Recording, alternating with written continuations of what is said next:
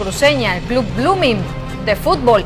Y es que este escándalo ha salpicado a esferas empresariales vinculadas a la realización de espectáculos, pero sin duda también el fútbol ha sido salpicado con este escándalo y con las investigaciones que se han abierto por presunta legitimación de ganancias ilícitas o lavado de activos. Se sospecha que Sebastián Merced, al ser un apasionado del fútbol, había invertido muchos recursos en algunos clubes. Uno de ellos es el del Torno Fútbol Club, del que sabemos que ya está detenido incluso su director técnico en Palmasola, el exjugador Gualberto Mojica. Ahora se trata de un equipo de fútbol de primera división, Blooming, ya fue el de segunda división, ahora el de primera división. Se ha conocido muy poco. Si puede dejar rodar la imagen, por favor. Se ha conocido muy poco respecto a este operativo. Lo que sí se sabe y se ha viralizado es esta imagen que se registró a poco más de una cuadra de la Plaza 24 de septiembre. El señor Sebastián Peña estaba a bordo de este motorizado, fue interceptado por la policía, que gentilmente lo invitaron a que los acompañe. No se ha conocido un informe oficial de qué exactamente es lo que se está investigando. Lo único que escuetamente dijo el comandante departamental de la policía es que está siendo investigado, fue detenido con fines investigativos, fue la única información que se dio. Sin embargo, ya se ha informado además sobre otros actos procesales, se informaba sobre supuestos allanamientos en la sede de Blooming, una información que fue descartada en horas de la mañana. Sin embargo, se está a la espera de que se brinden mayores detalles. El señor Sebastián Peña permanece al interior de la Fuerza Especial de Lucha contra el Crimen en Santa Cruz, a la espera de que pueda algún fiscal de materia, de los tantos que están llevando adelante procesos contra el narcotraficante uruguayo, brindar detalles de qué es exactamente lo que se investiga en este caso. El comandante de la policía en Santa Cruz, Eric Holguín, evitó dar detalles respecto al por qué se había detenido al presidente del club de fútbol Blooming. Lo que sí confirmó es que está arrestado con fines investigativos y dijo que en las próximas horas se daría mayor información sobre este tema. Conducido a instalaciones policiales con fines investigativos. Los detalles los vamos a dar posteriormente, toda vez de que estamos haciendo una evaluación de su situación legal en este momento. Eso se va a coordinar con el Ministerio Público y vamos a informar en su momento a la opinión pública a través de ustedes. ¿Él está arrestado o aprendido? Estamos investigando. Estamos hablando del presidente del club de Blooming. Me imagino que sí. Sebastián Peña. Sí, sí. ¿Hay alguna denuncia contra él? Bueno, ha sido trasladado a instalaciones policiales. Estamos viendo y analizando con el Ministerio Público su situación legal en este momento. No tengo el informe oficial. Seguramente la evaluación, una vez se concluya, vamos a establecer su situación procesal y una vez se tenga esa información se va a hacer conocida a los medios.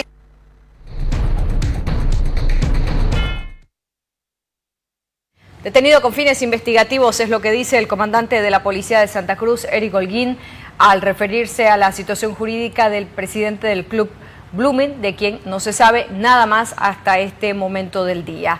Entre tanto, y desde la ciudad de La Paz, en la Asamblea Legislativa, el diputado del MAS, Delfor Burgos, ha dicho que a consecuencia de lo que ha pasado con un club de segunda división del municipio del Torno y lo que está pasando ahora con la dirigencia del club de primera división Blooming, no se puede involucrar, dice el oficialista, a todo el fútbol con narcotráfico. Ha dicho que en todo caso se debe indagar sobre dirigentes específicos y no hablar de clubes enteros. De acuerdo a los últimos informes que conocemos, evidentemente no diríamos el fútbol, porque hablar de fútbol estamos hablando del fútbol boliviano y no es así. Podemos hablar de equipos específicos y de dirigentes específicos. Entonces está en proceso de investigación y en caso de que ya será la justicia boliviana quienes determinen el grado de complicidad o el grado de amistad o de coordinación que han podido tener con este señor que ha hecho tanto daño no solo a los bolivianos, trabajar con este flagelo que daña a todo Bolivia y a todo el mundo, ¿no? Con algunos equipos diríamos, ¿no? Con algunos equipos, yo no quiero hablar del fútbol porque el fútbol boliviano hay varios clubes que están perfectamente en buenas condiciones y no están trabajando con ellos. Sí, de algunos equipos sí podemos hablar, pero será la justicia boliviana que determina al final quiénes tienen esa complicidad y quiénes tienen esa coordinación con estos personajes que trabajan con el flagelo que es el narcotráfico y que debemos combatirlo todos.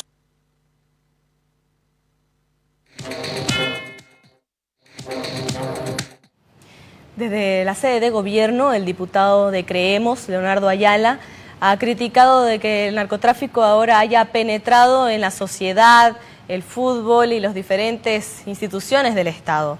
Ha indicado y ha denunciado que Bolivia oficialmente a su criterio se habría convertido ya en un narcoestado. Lo hemos estado viendo por la prensa, por las redes sociales. Me acabo de enterar mediante su persona que ha sido detenido. Quizás él va a dar sus argumentaciones. Como hemos visto, el narcotráfico ha penetrado todos los estatus de la sociedad en todo Bolivia. Está metida en el fútbol, está metida en la política, está metida en todo. Entonces hay que ver si realmente Bolivia se va a convertir en un narcogobierno o no es ya un narcogobierno, ¿no? Hay que verlo, hay que analizarlo. La fuga de Marcet pone a Bolivia en una tela de juicio internacional en contra, porque Marcet dijo que fue el jefe de la FELCN que lo hizo fugar. Tengo entendido que lo han llamado a declarar, tiene que responder el jefe de la FELCN, ¿no? El narcotráfico ha penetrado todos los poderes y ha penetrado el deporte, ha penetrado el poder judicial y ahora vemos que está penetrando al gobierno mediante pasaportes e identidades falsas que le dan.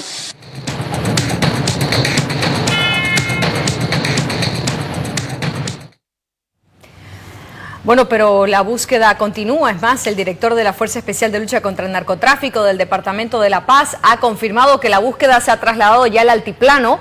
Se lo está buscando en las provincias, pero particularmente en las carreteras. Se sospecha de que podría estar también en la zona de Caranavi e incluso en la frontera de Perú a la altura de Desaguadero. Que los trabajos se han realizado en carreteras. En este momento tenemos unidades controlando en carreteras y también se ha realizado un operativo en el sector de Caranavi. También la búsqueda continúa allá y en el lado de Desaguadero. Bueno, indicarles que nosotros como Fuerza Especial de Lucha contra el Narcotráfico continuamos con los trabajos de control en carreteras, hospedajes y las provincias que tenemos aquí en la ciudad de La Paz. Coronel, ¿se han realizado operativos en el departamento de La Paz? ¿Tal vez hay algún indicio de que el narco-uruguayo se encuentre en el departamento? Esa información la estamos manejando en forma reservada.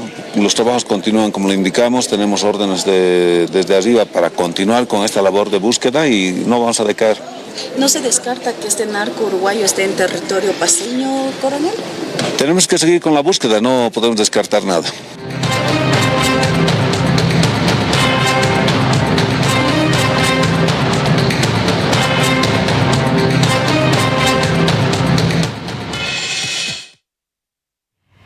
El presidente de la... Muchas gracias. Vamos en vivo hasta la Fuerza Especial de Lucha contra el Crimen. Allí se espera la declaración del director nacional de la Fuerza Especial de Lucha contra el Narcotráfico. Vamos a escuchar, también se esperaba la declaración de la hija de la exministra Nemesia Chacollo. Adelante. Hace 5 años atrás, desde el año 2018, ya ese vehículo, para un préstamo que se hizo para el Club Blooming, él hace una venta con pacto de rescate. Esa venta no se logra cancelar en su totalidad. Y es así que el señor Humberto Panoso, a través de su abogado y su asesor legal que tiene el señor Alfredo Schwartz, ex dirigente del Club Blooming también, proceden a armar toda esta tramoya para poder poner en condiciones, digamos, que no son buenas para el presidente del Club Blooming.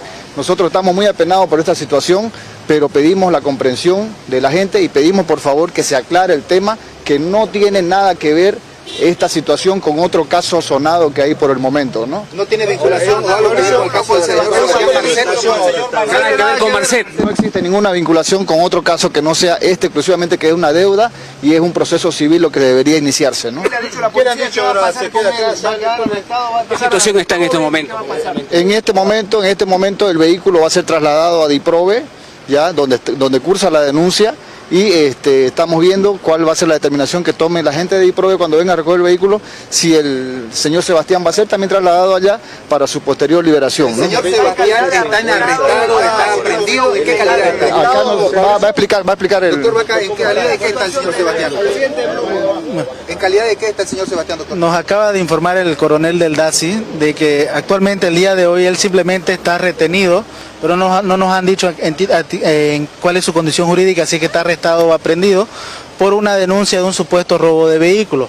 Entonces, como hay una división especializada en la policía boliviana, que es la unidad de DIPROVE, es esta unidad la que tiene que verificar los datos, ver los datos técnicos del vehículo y corroborar los mismos para ver si es que realmente es cierto y evidente esa denuncia, el contenido de la misma, y ya posteriormente, como hay un fiscal asignado a ese caso, es esta autoridad quien definirá la situación jurídica o si es que él está arrestado o aprendido. ¿Había una orden de aprehensión contra el señor Sebastián, doctor? ¿Había una orden de aprehensión contra él? Bueno, primeramente no había ninguna orden de aprehensión ni de arresto, ya ningún mandamiento de aprehensión o orden de aprehensión en contra del ciudadano Sebastián Peña. ¿Busca involucrarlo en el caso Marceda? No hay nada en contra de él con este caso, es otro tema que no tiene nada que ver con este otro proceso. Es por una supuesta...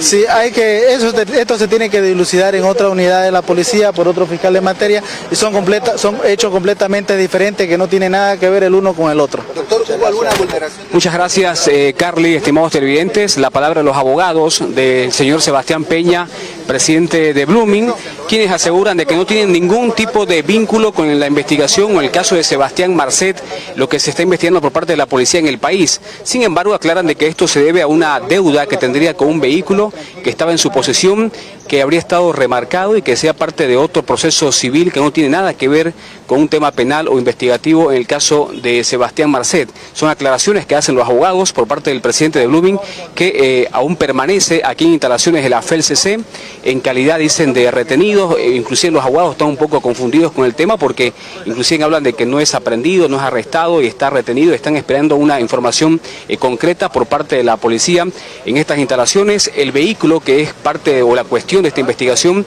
está también secuestrado, va a ser pasado a DIPROVE y están a la espera de que se decide como parte de la situación jurídica del señor Sebastián Peña, presidente del Club Blooming.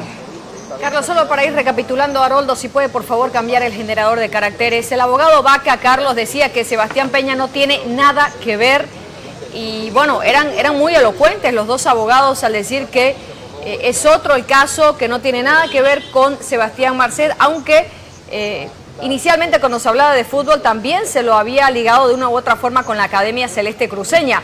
Sus abogados han dicho ahora, Carlos, recapitulando, insisto, lo que se mencionó hace minutos nada más, de que habría sido retenido por un conflicto, por un problema, una denuncia que tiene que ver con un vehículo, con una placa o un chasis remarcado, pero además decían que no tenía nada que ver la FELCC, sino que debiera intervenir DIPROVE, ¿correcto?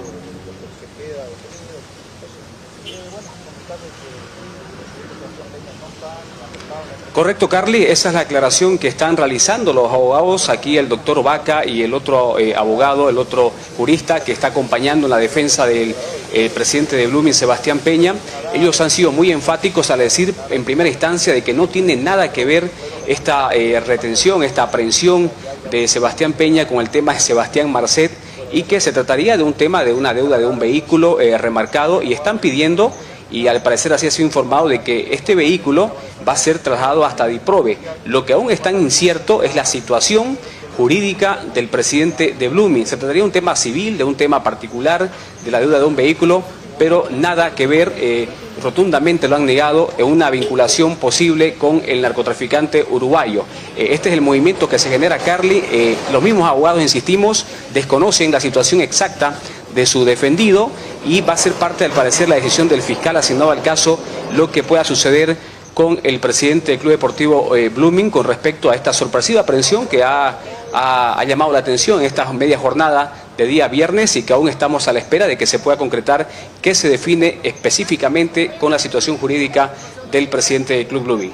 Lo que llama la atención, Carlos, primero que si fuera un problema entre privados no intervendría la policía. Entonces, si probablemente había una deuda con un documento privado, esta ya tiene acción pública porque la policía intervino. Entonces ya no es un conflicto entre privados, a todas vistas ya ha intervenido la policía ejecutando una orden de aprehensión que debió ser emanada justamente de la autoridad competente. Número uno. Número dos, hoy cuando se le consultó al comandante departamental de la policía sobre los presuntos vínculos, no negó que esté relacionado con el caso Marcet, tampoco lo confirmó y dijo que estaba retenido o detenido con fines investigativos.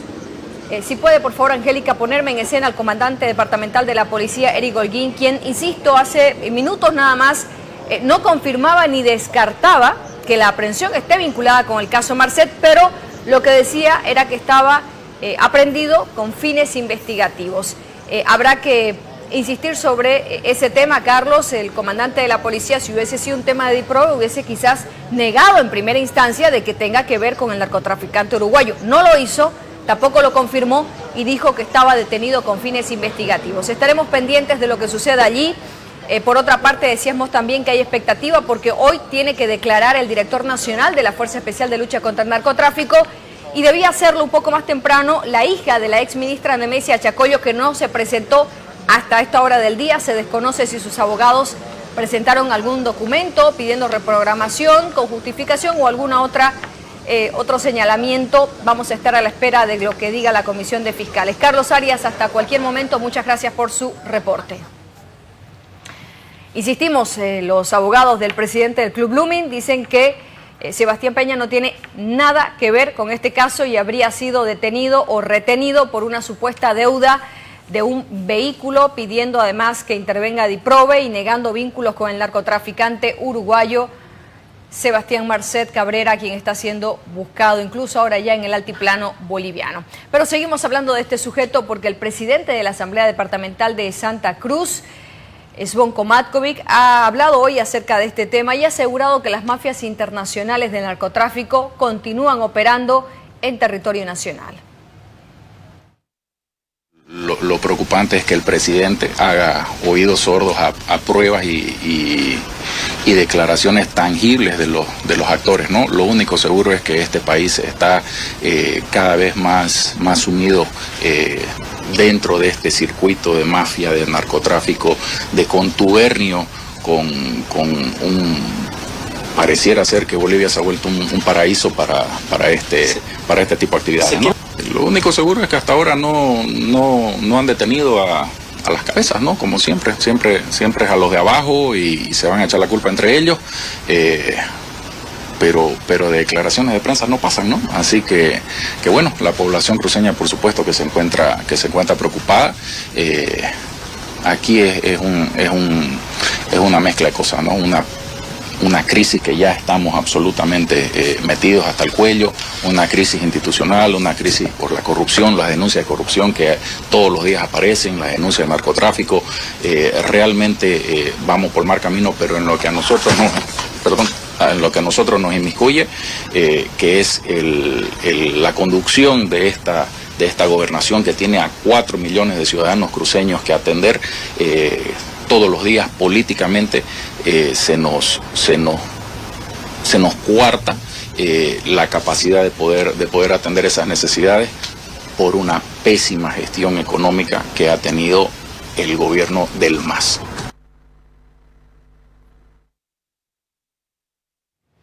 El diputado de Comunidad Ciudadana, Beto Astorga, desde La Paz, también ha criticado que ya sean 13 días de búsqueda de este narcotraficante uruguayo y aún no se haya dado con ninguna pista sobre su paradero. Astorga ha señalado de que por ello es que sí o sí debería haber algún tipo de protección de las altas esferas del gobierno.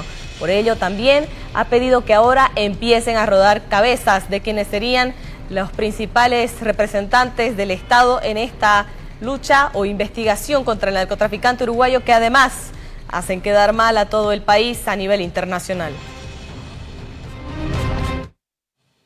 Mostrando que el gobierno de Luis Arce se ha convertido prácticamente en un narcogobierno, porque prácticamente no quieren en este caso capturar a peces gordos y al mismo tiempo tampoco hay una intervención directa hacia el Chapare, que es una fábrica del narcotráfico. Entonces prácticamente con todo esto se demuestra que en este caso hay autoridades del gobierno de Luis Arce que protegen a los narcotraficantes, a los peces gordos. Imagínense, ya son 13 días desde que se ha iniciado la búsqueda de Sebastián Narcet y hasta ahora no pueden encontrarlo. Entonces prácticamente este narcotraficante ya ha debido escapar del país y ha escapado con ayuda de autoridades del actual gobierno. Están deteniendo a personas que probablemente estaban involucradas con Narcet, pero en ningún momento lo han podido detener y capturar a Sebastián Narcet, que es el pez gordo que se está buscando actualmente. Y también el pueblo boliviano lo que quiere saber, qué autoridades en este caso han protegido, han socapado y han advertido a Sebastián Narcet para que huya del país. Acá los funcionarios públicos del actual gobierno han colaborado, han apoyado a Sebastián Narcet, pero tampoco en este caso se tiene que realizar la investigación correspondiente, pero queremos llegar pues a altas esferas. Nosotros quisiéramos que lo lleven a declarar al ministro de gobierno, al director de la FELCN, y a partir de eso tienen que rodar las cabezas importantes y altas esferas del actual gobierno que hayan realizado algún tipo de protección hacia este narco uruguayo.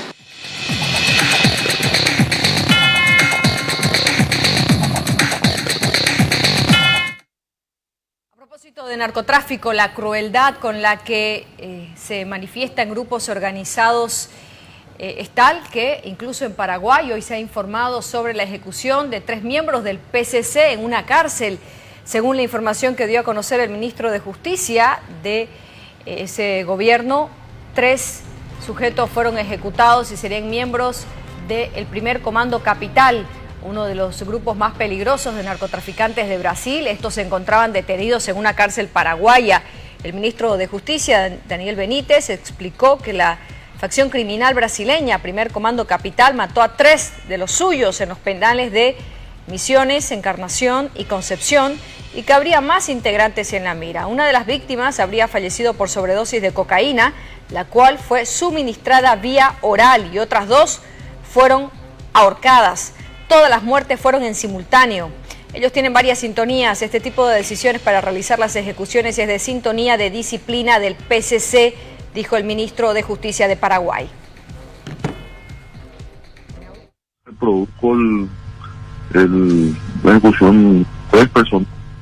Una que estaba en Mercedes, Camboyatá, Misiones, y otra en Concepción. 2 fueron por asfixia y una fue por sobredosis. Un modo de ejecución también del PCC, donde le dan una dosis mayor a la que uno puede aguantar y tiene un paro. ¿Dosis de qué sería, ministro, perdón? ¿Cómo? ¿Dosis de qué sería? Cocaína. Ah, cocaína. Sí, generalmente disuelven, o sea, un agua y le dan vía oral. Ah, ese es el método.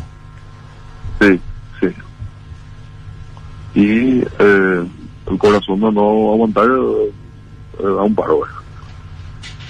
¿Y cómo, perdón, ahí yo asumo completamente la ignorancia, cómo le proporcionaron esa cocaína? ¿Estaba en una taza, en una botella? ¿En qué le dieron? Generalmente utilizan jeringa. Inyectable. Descartable, pero sin la aguja. Y la administran vía oral. Ah, ya. ¿Y cuánto le pudieron haber proporcionado? ¿Se tiene un rango de referencia? No, Roberto. No, pero sí es conozco yo porque es un método de ejecución que generalmente no deja rastro. Parece como muerte súbita. Ministro, ¿de dónde surge esa información de que se trataba de una decisión del Tribunal de Conducta, por decirlo de alguna manera, o Tribunal Disciplinario del PCC? ¿Cómo se obtiene ese dato? De la sintonía de disciplina, le llaman ellos.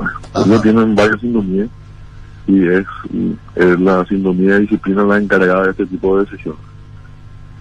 Esto se da a raíz, supuestamente, son informaciones también preliminares que tenemos de fuente humana, que en el año 2019 había ocurrido la ejecución de una persona dentro del Cerezo, por parte de estas personas que fueron, varias de estas fueron ejecutadas sin que ellos hayan tenido. Dejamos de lado este tema y hablamos ahora acerca de la emergencia que existe en las gobernaciones del país tras el anuncio del Ejecutivo de la reducción de los presupuestos para el año 2024. La mañana de este viernes, el asesor de gestión de la Gobernación de Santa Cruz, Efraín Suárez, ha dicho que en lo que tiene que ver con este departamento se reducirán cerca de 128 millones de bolivianos. Ha responsabilizado al gobierno de esta reducción por la crisis que existe en la venta de este energético a países como Argentina y ha insistido en la necesidad de debatir un nuevo pacto fiscal. Hay una crisis económica real en el país que está tocando ya las arcas del Estado. Hay una disminución de más de 128 millones de bolivianos al techo presupuestario de la Gobernación de Santa Cruz. Ese es el primer punto. El segundo punto en el tema de la crisis económica y que el gobierno nacional no puede negar es en los ingresos del impuesto especial a los hidrocarburos y derivados. ¿Por qué? Porque es una fuente de financiamiento principal en las gobernaciones del país y principalmente en la gobernación de Santa Cruz. Como ejemplo, este año el gobierno nacional había presupuestado en ingresos para la gobernación de Santa Cruz en cuestión de IEHD, de este impuesto, un total de 75.087.588 bolivianos. Hasta la fecha, es decir, pasados los 8 primeros meses del año, 2/3 del año, la gobernación ha recibido de esos 75 millones de bolivianos, 5.684.827 bolivianos. Esto es una muestra clara de la crisis económica real que vive el país y de la disminución de los recursos que tiene la gobernación de Santa Cruz y las demás gobernaciones del país. Otro punto que muestra una crisis real económica en el país es el tema de las carreteras de competencia nacional.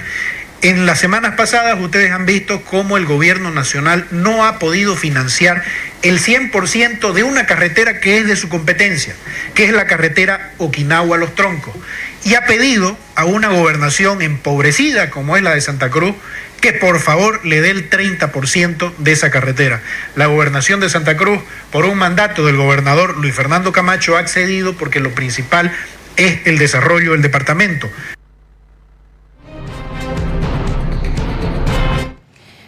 Los diferentes criterios no se hacen esperar, pero esta es una vez en la que el movimiento del socialismo en Santa Cruz va en la misma línea del asesor Suárez, señalando que han rechazado totalmente este recorte de presupuesto e indicando que harán una petición de informe al viceministro de Presupuestos. Sin embargo, quien sería el jefe de bancada del movimiento al socialismo en Santa Cruz también ha indicado que harán una fiscalización de en qué proyectos o para qué se habrían utilizado los recursos económicos en esta última gestión de la gobernación de Santa Cruz. El recorte presupuestario que está sufriendo es para la siguiente gestión el gobierno autónomo departamento de Santa Cruz, pero hasta el día de hoy no nos han pasado todavía, simplemente le hemos visto a los diferentes, al presidente de la Asamblea, algunos secretarios por los medios de comunicación, pero nosotros queremos ver específicamente en documentos y sabemos que también los recursos vienen de acuerdo también a los ingresos que tiene el mismo del departamento de Santa Cruz, los recursos que ellos perciben, ¿no? Entonces a base de eso se hace el POA, la distribución, también los recursos para poder llegar a algunos proyectos que se tienen dentro del departamento de Santa Cruz. Precisamente ustedes como fuerza de masa que reside en la gobernación, ¿apoyarían cualquier reducción? ¿Afectará esto no a la provincia que ustedes representan también? Bueno, nosotros pues no vamos a apoyar la reducción de los recursos que haya, no siempre vamos a esperar el informe que haya por parte del Ministerio del Ministerio de Economía y Finanzas, por lo que ellos nos tienen que dar montos exactos, también la gobernación, y también un informe detallado, cuáles son los motivos de la reducción, por qué tal vez ha percibido menos recursos o por qué, porque también estos recursos llegan también a base del precio del petróleo también que se vende, porque esos recursos que recibe la gobernación es del IDH, ¿no? Entonces todo depende de eso, algunos años sube, otros años baja, y esto de gran manera afecta si el precio ha bajado este año a nuestro departamento de Santa Cruz y así también a las universidades, porque la universidad también es quien percibe recursos del IDH, ¿no?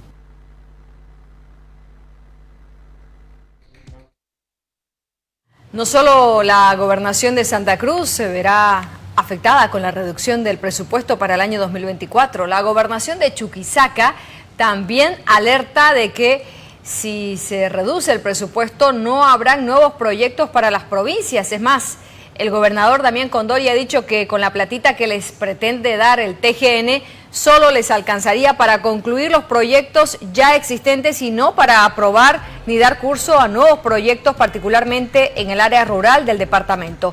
Por ello, Condori ha dicho que está pidiendo una reunión urgente con el Ministerio de Economía, ya que como departamento productor hay preocupación por el techo presupuestario que se ha impuesto para el año 2024. Chuquisaca está muy preocupado. Ha habido una reducción muy considerable en comparación del presupuesto del 2023. Nosotros hemos esperado con la nueva factura de distribución de los campos Margarita Huacaya, pensábamos que íbamos a recibir más recursos económicos. Sin factor de distribución, más o menos por mes, un promedio era algo de 22 millones de bolivianos mes. Si este año hemos mejorado 34, 35 millones de bolivianos mes, pero así hemos calculado, tomando en cuenta la decaída de los precios internacionales. Poco hemos proyectado 22 o 23 millones de bolivianos por mes. Pero con este presupuesto vamos a recibir algo de 18 millones de bolivianos mes en cuanto a las regalías, en vez de aumentarlo. El día de ayer he mandado una nota pidiendo una audiencia al ministro de Economía y Finanzas para que nos da con precisiones cuáles han sido los parámetros para que pueda tomar de esa manera lo que es el cálculo de los hidrocarburos, porque no puede ser un departamento productor de hidrocarburos recibamos menos plata con nuevo factor de distribución, y en comparación de antiguo factor de distribución teníamos algo de 27%. Con este techo presupuestario tenemos que ser conscientes, los 29 alcaldes que van a ser afectados directamente son los municipios. No creo que haya nuevos proyectos, solamente a mucho alcanzará para proyectos de continuidad. De otros temas, y les contamos lo que sucedió en la Asamblea Legislativa Plurinacional en las últimas horas. Fue el ministro de Planificación y de Desarrollo, Sergio Cusicanqui, quien habría defendido un crédito millonario. Son 150 millones de dólares que se trataron en las últimas horas en el hemiciclo plurinacional. Cusicanqui ha señalado que esto sería para un programa nacional de riego tecnificado con enfoque de cuenca, un programa que es para proyectos a escala media de 60 a 600 hectáreas, que indicaba busca mejorar la producción y productividad en el país. La autoridad emplazaba a los legisladores a poder aprobar este proyecto para continuar con el desarrollo en Bolivia. En el anexo único del contrato de préstamo que está siendo considerado el día de hoy, se establece en el punto 2.02 y en el inciso 6 que va a haber que los proyectos que vayan a presentar los municipios deben contener recursos para supervisión y control de calidad de los estudios de diseño técnico de preinversión. Deben incluir por lo menos un 10% de inversión del programa en medidas de protección y conservación de cuenca, integrando un enfoque de adaptación basado en ecosistemas. Este programa está enfocado para el riego de mediana escala. Por eso es que hablamos de al menos incrementar 60 hectáreas bajo riego tecnificado. Entonces, a través del Ministerio de Medio Ambiente y Agua, se está evaluando, se está trabajando en otro posible programa de riego ya orientado a los más pequeñitos, a nuestros productores más pequeñitos, es decir, que estarían dentro de lo que es el riego pequeño de 1 a 60 hectáreas. Es por eso que nos enfocamos al tema productivo. ¿Cómo? A través del riego, y en este caso riego tecnificado, que busca mejorar la producción, la productividad de las familias productoras y a la vez también permitir que mejoren sus ingresos. Claramente está establecido en el contrato que en las cuencas precisamente se tiene que hacer ese trabajo de conservación y reforestación. Queda claramente establecido que este programa tiene un enfoque integral. Esperamos que pueda ser considerado, pueda ser aprobado aquí en la Cámara de Diputados y después en la Cámara de Senadores. En medio de estas explicaciones, finalmente la Cámara de Diputados, casi a la medianoche del jueves pasado, resolvió aprobar la solicitud del Ejecutivo que a través del ministro de Planificación demandaba la aprobación de este crédito del Banco Interamericano de Desarrollo. Las y los diputados que estén de acuerdo con la aprobación en la estación en grande del presente proyecto de ley, sírvanse a levantar la mano.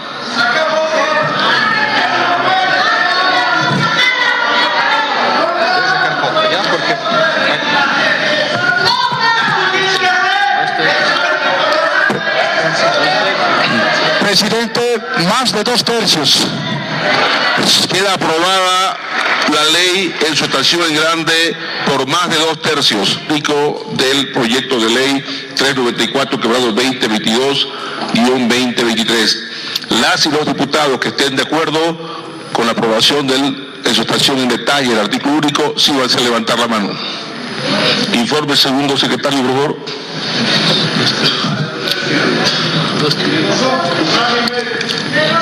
2/3, presidente. Queda aprobado el artículo único del presente proyecto de ley en su estación en detalle. En sus dos estaciones, en grande y en detalle, y siendo cámaras de origen, remítase a la Cámara de Senadores para fines constitucionales de revisión.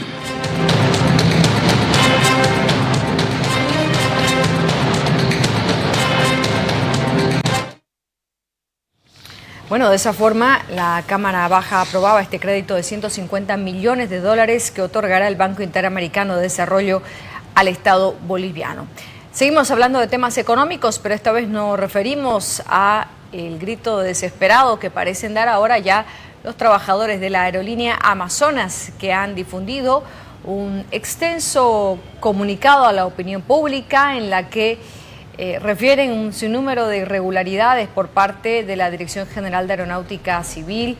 Están acusando incluso al director de la DGAC de parecer el cobrador o el abogado de la empresa transnacional, que es la que les alquila los aviones.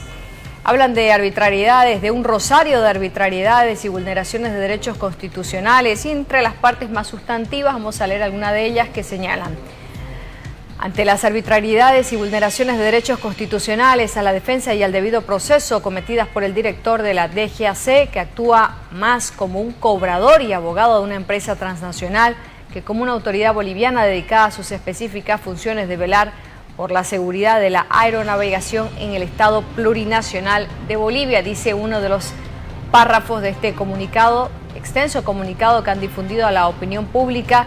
Este viernes los trabajadores de Amazonas, son más de 400, entre las otras partes sustantivas, están hablando de una situación total de indefensión, temen perder su trabajo, dice, objeto de desenmascarar los absurdos argumentos esbozados por estas autoridades del Estado para incumplir una orden emanada nada más que de una sala constitucional de una manera sin precedentes, de un total desprecio, dice el comunicado, a la jerarquía constitucional que debe caracterizar a un Estado de Derecho. Aclaramos que dichas autoridades alegan que es imposible suspender la ejecución de las resoluciones impugnadas, pues, según ellos, ya se han cancelado las matrículas de los aviones y ello habría acarreado la extinción de los seguros de las aeronaves, por lo que no sería posible autorizar que las mismas retomen sus operaciones comerciales.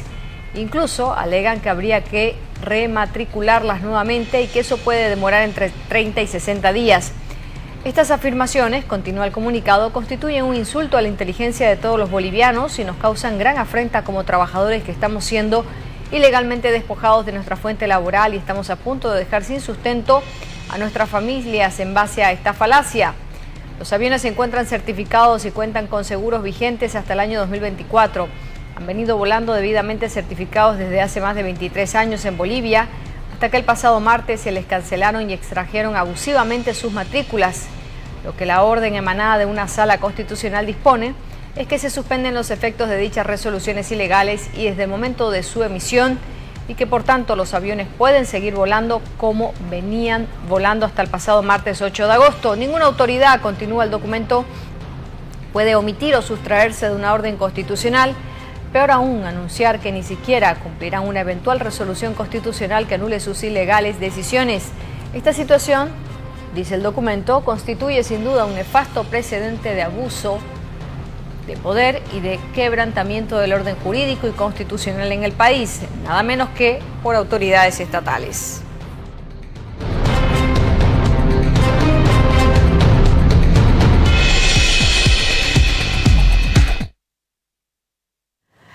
Entre tanto, la Central Obrera Departamental de Santa Cruz, a través de su máximo ejecutivo, Sósimo Paniagua, ha abogado este viernes por una pronta solución entre privados. Ha dicho que el Estado no debe intervenir en el conflicto de Amazonas.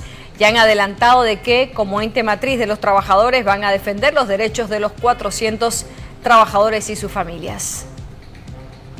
Una de las acciones que hay que tomar en cuenta, de que hay que defender las líneas banderas que tenemos en el país. Bueno, Amazonas es otra de las instituciones que ha estado realmente en nuestro medio. Esperemos que la mayoría de los trabajadores conserven su fuente laboral.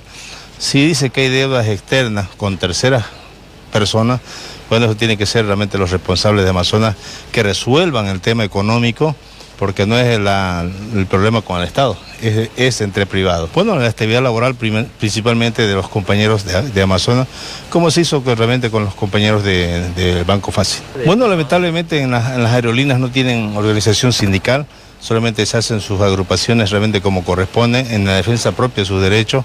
Entonces creemos que está su COP departamental para ayudarles en todo lo que sea necesario a nuestros compañeros trabajadores de Amazonas. Bueno, realmente hay más de 400 trabajadores a nivel nacional que están siendo perjudicados en el tema de quedarse posiblemente sin fuentes laborales ante más de 4 aviones en tierra. Eso realmente significa que hay que comenzar a trabajar. Tenemos que fomentar el turismo, tenemos que fomentar nuestras líneas aéreas, pero que realmente sean claros los empresarios de que si tienen que hacer negocios en Bolivia, que lo hagan de la manera transparente. Hacemos una pausa y al retornar estaremos hablando de la